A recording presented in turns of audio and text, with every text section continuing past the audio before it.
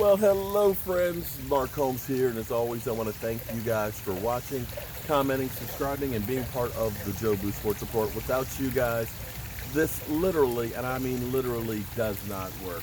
So, it is Friday afternoon. Oh my goodness, we're only about 6 hours away from my regular live stream on Friday night.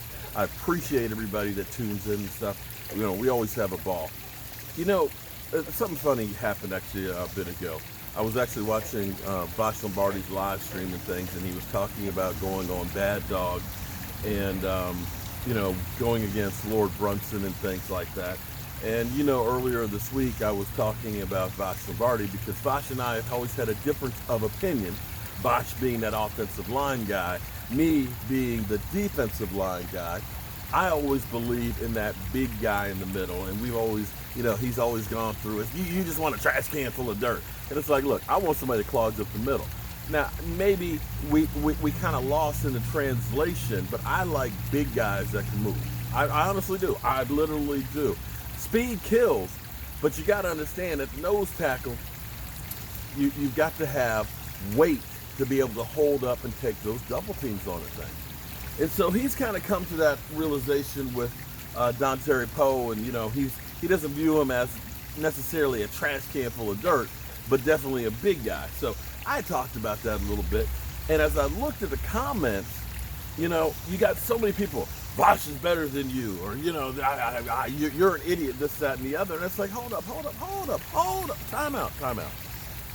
You got to understand, it's not a competition between us you two. Vash has been to my house more than once, eating my chicken wings and having mambo sauce and things and drinking my good rum. Not the cheap stuff. Not the cheap stuff now. The good rum, okay? He's like family, just like Law Nation and Cowboys Crunk. We're not in competition, and we got to get away from this whole thing where everything is a fight. In the end, you get something different from every one of us. Vash knows college players inside and out. I couldn't hold a candle. I don't even want to try and do the amount of studying that he does and the knowledge that he has. He's better than most of the people that are on ESPN. And that's totally different than what I do. And if you're trying to compare what I do versus what Vash does, well, that's literally apples to oranges. But here's the great thing.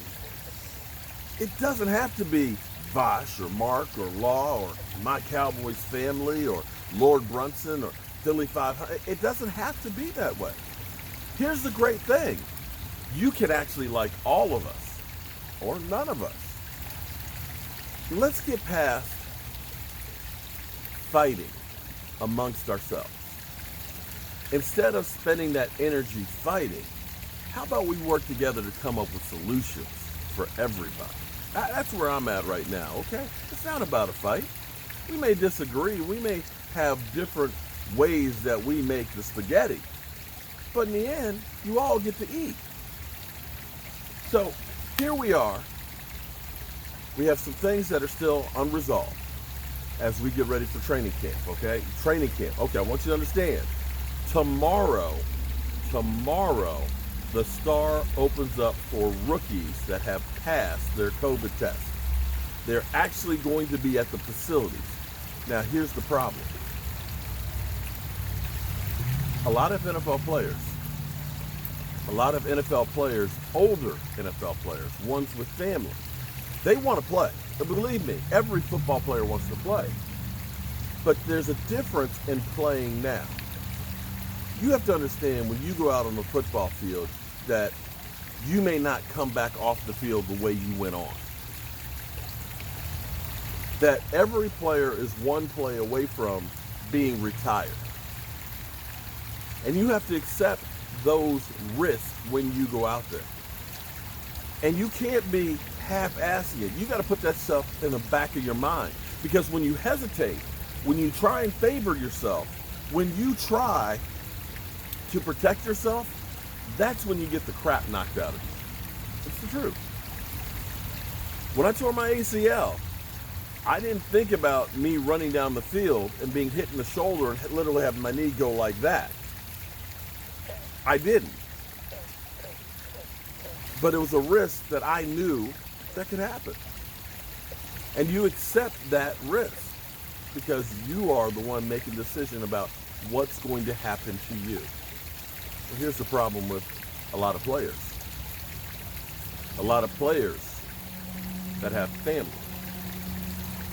A lot of players that have wives that might be pregnant. A lot of players who have a family environment where maybe people live with you that may be people at risk. Because now, for those players, when I step on the field,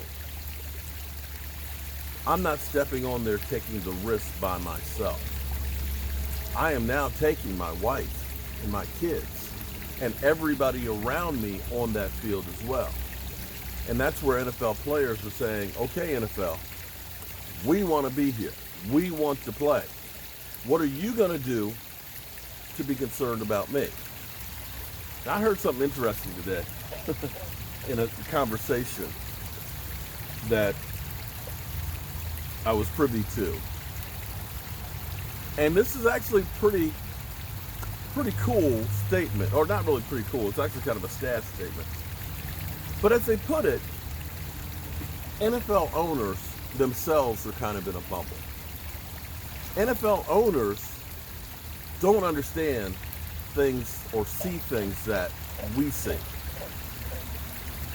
You know, when you have billions of dollars, when you own an organization, you have the finest things. You've got 300-foot long yachts, okay?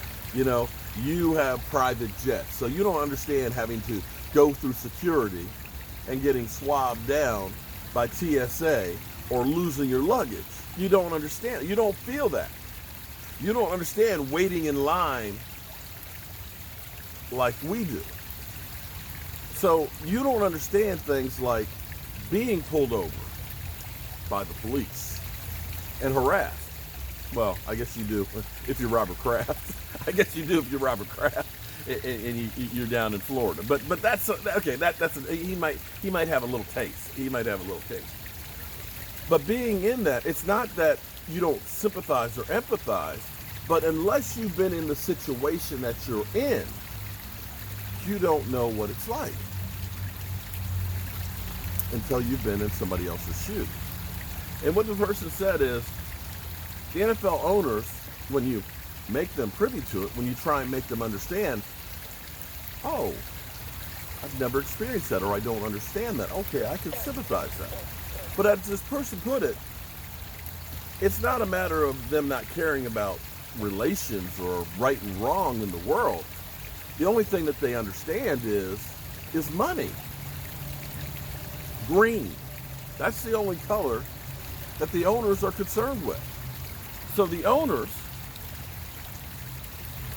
as they look at this coronavirus, who they've got money to have the best health care in the world, they don't have to go to the grocery store and buy their groceries and things like that, or go to Walmart and do these things. They are in a bubble where they don't understand what it's like for the everyday person. And this is where the NFL players are like, look, we want to play. We want to get out the house, okay? Just like all of us, we want to get out of the house. But we want to be able to do it safely. And so that's where you have a lot of players right now that are like, don't count me in just yet. And I've heard that directly. Don't count me in just yet till I see what you're going to do to look out for my well-being. And I can't blame any of them whatsoever. Because when you start talking about my kids, even my grown-ass son right there, when you start talking and taking risks of my kids, we gonna fight. I'm not gonna allow anybody to put my wife, my mother, my father, my friends, my family in jeopardy. And that's where you have to look at it and say, are the risks worth it? And I can't answer that. And that's where the NFL and the NFLPA need to come up with the plan that is going to be good for all of them. And this is where we have to, the NFL and the NFLPA need to understand, without the owners having the facilities and the money and the contracts to put on, the players don't have anything. And the NFL owners have to understand that without the players, having these facilities mean nothing. And that they are in this together. And the sooner that they realize we need each other, the better it'll be for all of us. I'm hopeful. I'm hopeful. And it seems like the NFL has been bending a lot more than usual, not having preseason games, because we know that literally is free money for the owners. Looking at trying to reduce the roster size for training camp, trying to keep social distance, to have stadiums that are empty, that they're trying to do the right thing. Now the question is, will they be able to work it out? I don't know. And I don't know that there's any way that you can completely get rid of the risk for the players. I'm hopeful that they do. Now, they have the new, Oatly has the face shields that come down with the cloth underneath of it that are supposed to help reduce the spread of, your breathing and stuff. They're going to be doing the testing and things. They're not going to require you to wear these helmets, but they're recommending that you do these face shields. So, you got stock in Oatly, you're making some money right now. Let me take care of these guys, because you can see, look, they're hungry. What's up, guys? What's up? How y'all doing? How's my baby? How you doing? What's up, Big Wizard? What's up, Howard Floyd? How y'all doing? Hey. Y'all crazy. Y'all just crazy. All right, okay. Here we go, Joe.